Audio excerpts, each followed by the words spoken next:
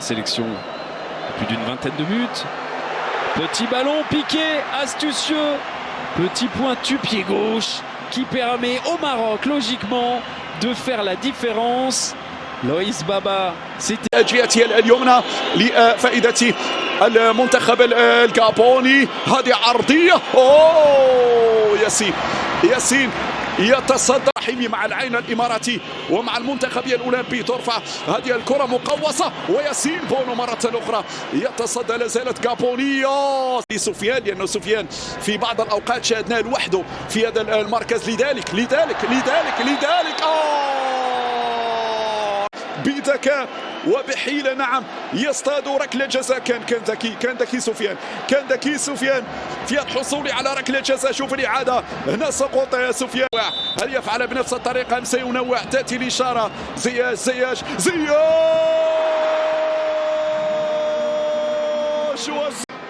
لفائدة المنتخب المغربي. هنا التدخل في حق أشرف. يخرج ياسين وخروج في مخاطرة كبيرة.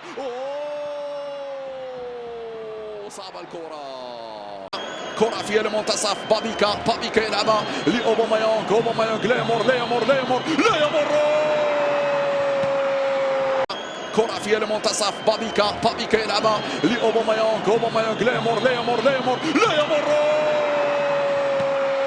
الزعيم الهلال. إشارة تأتي، يلا كورتك ياسين. نصير صعبة هذه الكرة يا عبقار. هذه صعبة. صحيح زياش من سجل الهدفين، لكن البطل حتى الآن هو ياسين كمان ترايا. هذه الكرة الأولى ثم بعد ذلك الكرة الثانية. يحتاج لهكذا مباريات لأنه يمر من فترة صعبة هناك مع جالاتا سراي. بينما كرة بينية ممتازة. إبراهيم مركز يا إبراهيم. حكيمي تلعب هذه الركنية، مرفوعة الكرة راسية خطيرة. ياسين في وضعية اللي موجودة في الاحتياط. بينما كرة الزلزولي استلمها يراوغ عبد الصمد. هناك وقت لمشاهدة رابع الأهداف، هناك وقت لمتابعة الهدف الرابع. ممكن ذلك الكعبي. أيوب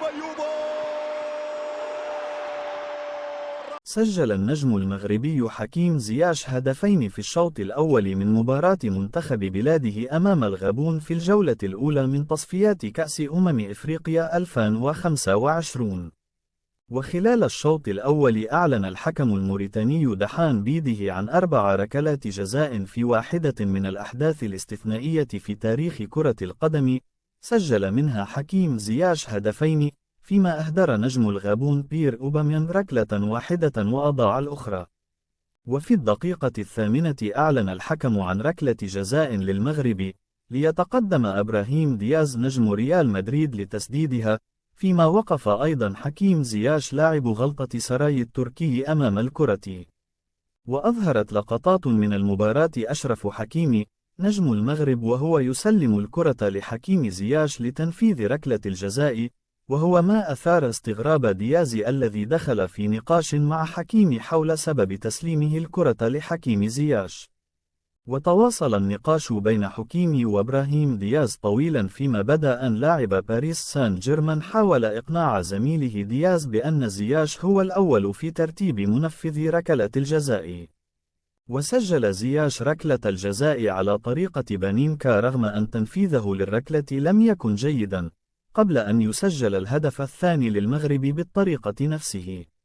وفي الشوط الثاني نجح إبراهيم دياز في تسجيل الهدف الثالث للمغرب في المباراة التي تستمر حاليا ضمن منافسات المجموعة الثانية، وهو أول هدف لنجم ريال مدريد منذ انضمامه لأول مرة لأسود الأطلس في مارس الماضي.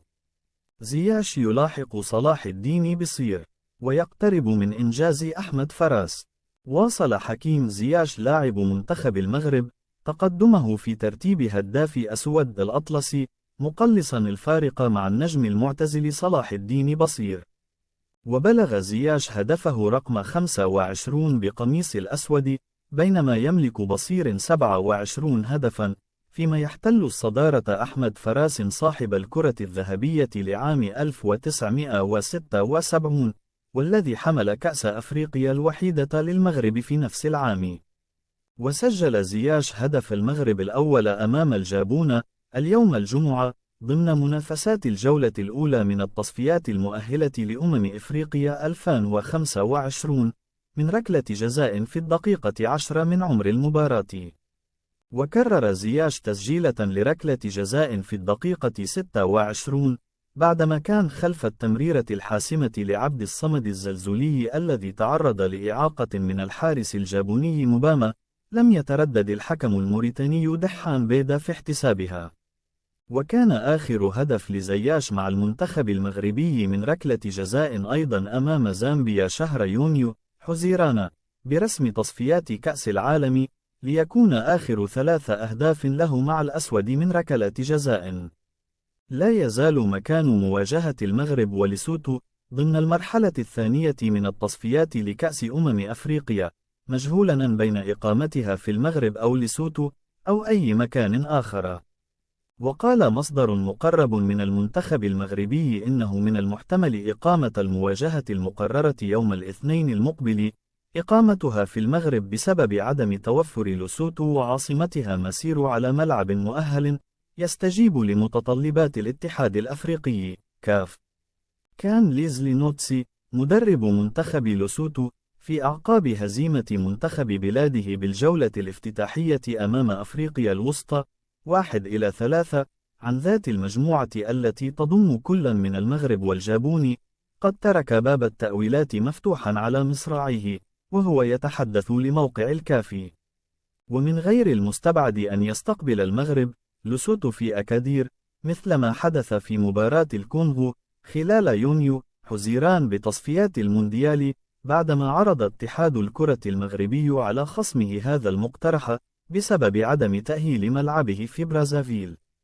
وهذه ليست المرة الأولى التي يستضيف فيها المغرب خصومه ذهابا وإيابا على أراضيه، فقد فعلها في حادث نادر بخوض 6 مباريات كاملة بتصفيات مونديال قطر بالمغرب، حيث استقبل ليبيريا ذهابا وإيابا عن تصفيات الكان ببلاده، وعن تصفيات مونديال أمريكا سيستقبل الكونغو.